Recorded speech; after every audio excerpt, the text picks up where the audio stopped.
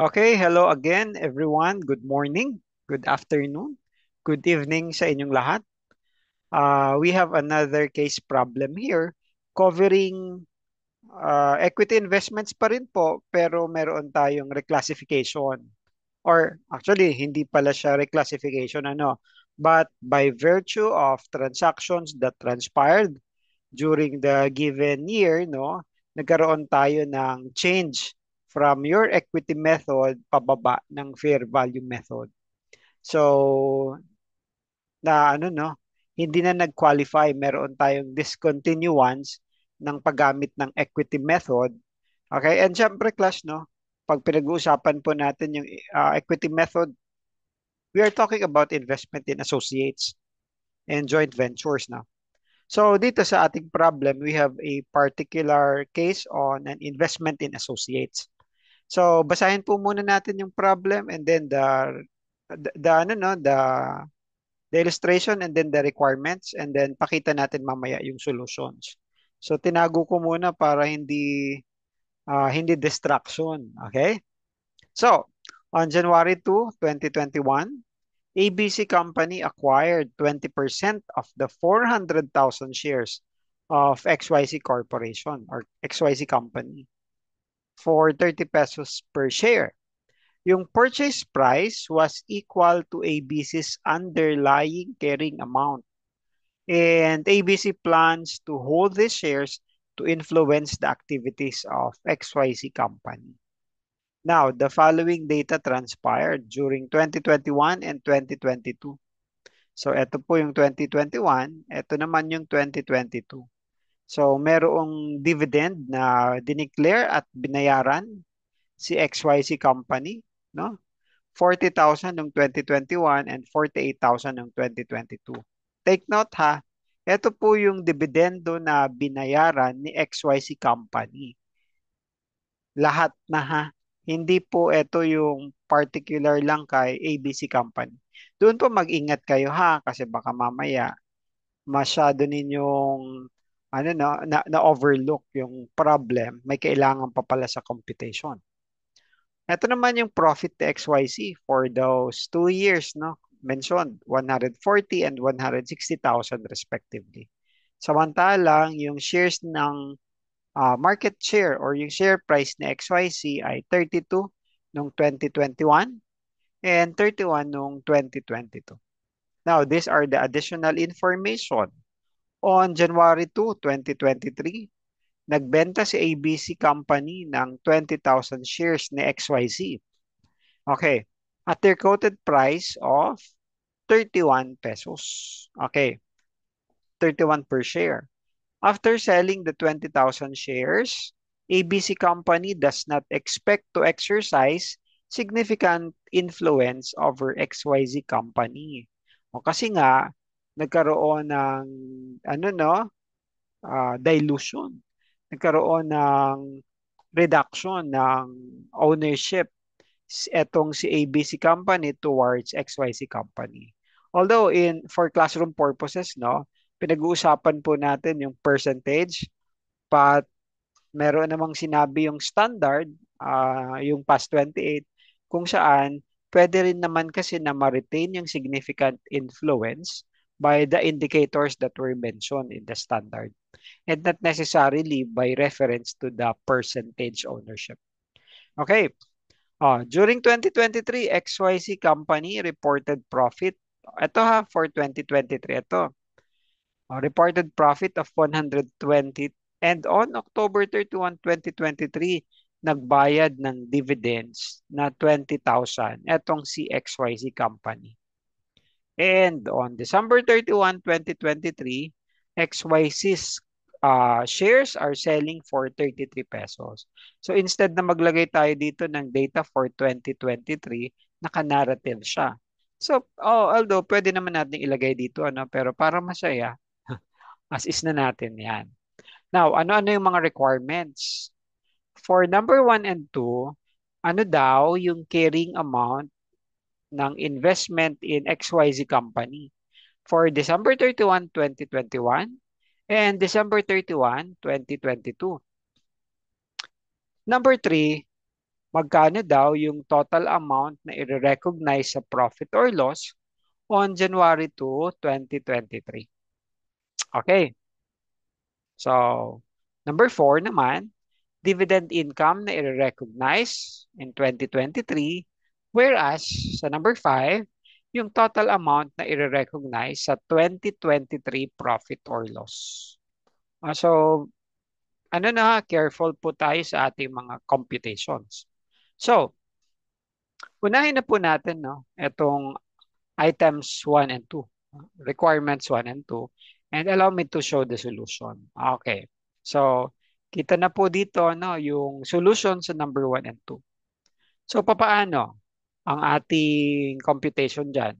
Siyempre, mag-uumpisa tayo sa magkano yung initial investment ni ABC kay XYZ Company. So, kung ang sinasabi dito, in-acquire ni ABC si XYZ, no, for 20% ng 400,000 shares. Ilan ba yung 20% ng 400,000 shares? Di syempre 80,000 times 30 pesos. So magkano yun? 80,000 times 30 pesos, the answer is this one, 2.4 million. Okay. Then, ano ang susunod? Consider natin itong 2021 transactions. XYZ Company dividends. Sabi natin kanina or sabi ko kanina, ito yung ingat tayo ha. Ito ay pang 100%, 20% lang yung para sa'yo. Huwag mo itong kunin lahat. So 40,000 times 20%, that is 8,000. Ano ang ating journal entry for dividends declared and paid, no? If you are exercising significant influence. Sabi natin, that is a return of capital. So, pag meron kang dividends, hindi po yan dividend income. I-debit mo. Siyempre, kung nakatanggap ka, okay, depende ha sa journal entry mo. Depende sa date of declaration at saka date of payment kung magkaibang panahon yun. Kung declaration muna, siyempre, meron kang dividend receivable. And then, credit ka ng investment, no? Tapos, pag nakolekta na, debit ka ng cash, credit ka ng dividend receivable. But in this case, for 8,000 lang. Siyempre, on the date of declaration, nakapag-credit ka na ng investment, binawasan kasi return of capital, so negative 8,000 siya dito. For the share in profit, siyempre 20% din ng 140,000. And that is 28,000. Debit, investment account, no? Investment in XYZ company, and then credit investment income. Therefore, you have plus 28,000. So, yun lang naman, because if you are exercising significant influence to a certain investee, I mean, we do not recognize the changes in fair value. So, ignore lang po natin ito. Therefore, for question number 1, 2.4 minus 8 plus 28, the answer is 2.42 million. That is the carrying amount of your investment on December 31, 2021. Okay? So yan po yung sagot natin sa number 1. To answer yung number 2, we will start from here sa 2.42 million. Kasi yan yung ending balance mo. Tapos, dagdag bawas lang tayo for the dividend. And then, for the profit, syempre, proportionate, no? So, 20% ng 48,000 is 9,600. 20% ng 160,000 is 32. Dagdag bawas, no? E di for number 2, yung sagot mo, carrying amount, okay? On December 31, 2022, the answer is 2,442,400. Okay? So, nasagutan na po natin yung requirements 1 and 2. Diretso na tayo sa item or sa requirement number 3. Now, ang requirement number 3 is the total amount to be recognized in profit or loss. Take note ha, specific date on January 2, 2023. Hindi po yung 2023 ha, on January 2, 2023 lang. Ano ba ang meron nung January 2, 2023? Merong sale ng shares, no? Binenta ni ABC yung 20,000 shares of XYZ company at their quoted price of 31. And then, meron tayong for the remaining, no, magkakaroon tayo dito ng reclassification from ito yung change from equity method to fair value method. Kasi hindi na na-satisfy nawala na kasi ng significant influence si ABC over XYZ. So, papaano po at ano yung mga related na income or expense accounts on those sale and then on the reclassification. Okay, so let me show this to you. Ayan po, no? Ayan yung sagot natin for number 3. The answer is 37,600. Pero papaano yon? Pinaghiwalay natin, etong solution na ito is para doon sa disposal, sa pagbebenta ng 20,000 shares. So the difference between the proceeds, no? 20,000 times quoted price, 31. That is 620,000. And then meron kang carrying amount ng investment disposed, which is yung 2,442,400 times 20 over 80. Ano tong 20 over 80? 20,000 shares ang binenta out of the 80,000 na hawak-hawak mo. So, 1/4 yung nabenta. Di yung proportionate carrying amount is 610,600. Okay? So, dito, meron kang gain on sale of investment na 9,400. Nag-debit ka, cash, 620,000. Nag-credit ka ng investment in XYZ, 610,600. And then nag-credit ka ng gain on sale of investment, no? 9,400. Okay, so yan po yung sa disposal ng asset. Pangalawa, para doon sa change, no, from equity to fair value. For the fair value ng investments retained, 60,000 shares times 31, edi ito yun, 1,860,000. No? And then yung carrying amount, 244,400, nabawasan ka ng 610,600. Or yung 3/4 nitong amount na ito, you have 1,831,800.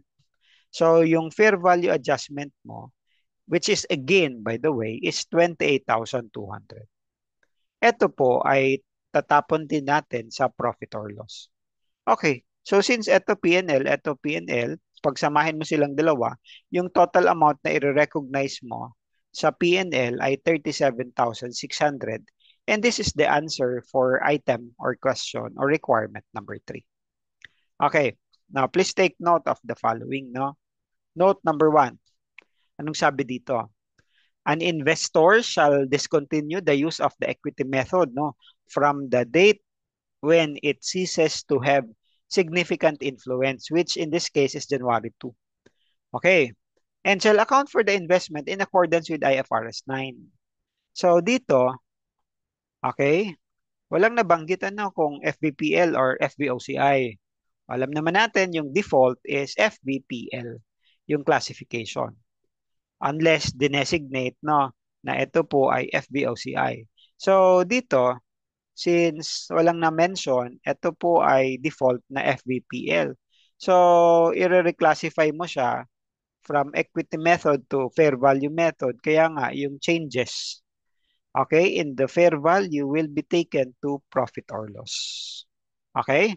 Kaya ito ay fair value adjustment gain. Debit, investment in associate. Investment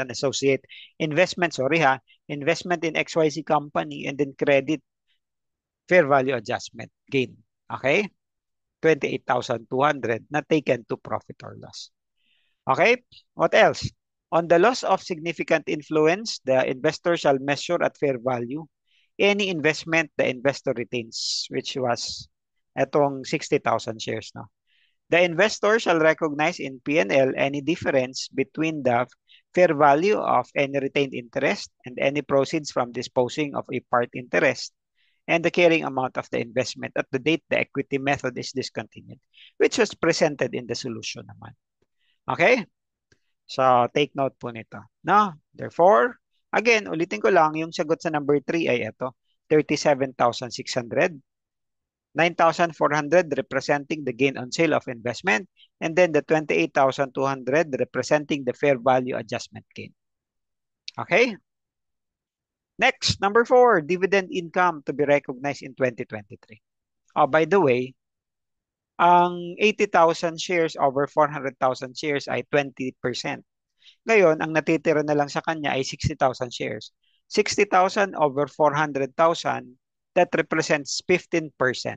So, dito, sa problem natin, kung nagkaroon ka ng CXYZ ay nagbayad ng 20,000 dividends, o di 20,000 times 15%, o di ang sagot mo sa number 4 ay 3,000.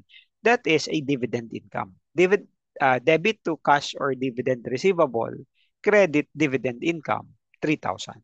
Kaya nga, we recognize a dividend income in item number 4 or requirement number 4. Okay? I hope that makes sense and that is clear. Oh, last item for number 5, yung total amount daw na i-recognize mo in 2023. Siyempre, dito sa number 3, isama mo to, di ba? Itong total amount recognized in P&L kasi on January 2, 2023, taken to P&L yan. O tapos etong dividend income mo, 3,000. Pero hindi po nagtatapos dyan. Yung rights na naman tayo. Yung fair value ng investment retained, 60,000, di ba? Nanggaling ka ng 1,860,000 on the beginning of the year. Okay, end of the year, 33. So 60,000 times 33. Okay, that will be 1,980,000. So meron kang fair value adjustment gain na naman. Between 1,860 and 1,980, that is another 120,000. Debit, investment in XYZ company and credit fair value adjustment gain, 120,000. Okay? So, magkano yung total amount recognized in P&L? Etong 37,600, etong 3,000, and then etong 120,000 for a total grand amount of 160,600. And that is the answer for requirement number 5. Okay? So, I hope na nakatulong po itong additional na case problem natin para mas tuluyang ma-appreciate itong ating investment in associate pero nagkaroon ng discontinuance ng paggamit ng equity method, pababa ng fair value method. Okay, so hanggang dyan lang po. Dito nagtatapos yung ating recording. If you have any questions, of course, you can reach out to me. And I'll see you sa mga susunod pang video uploads natin. Maraming salamat. Bye-bye.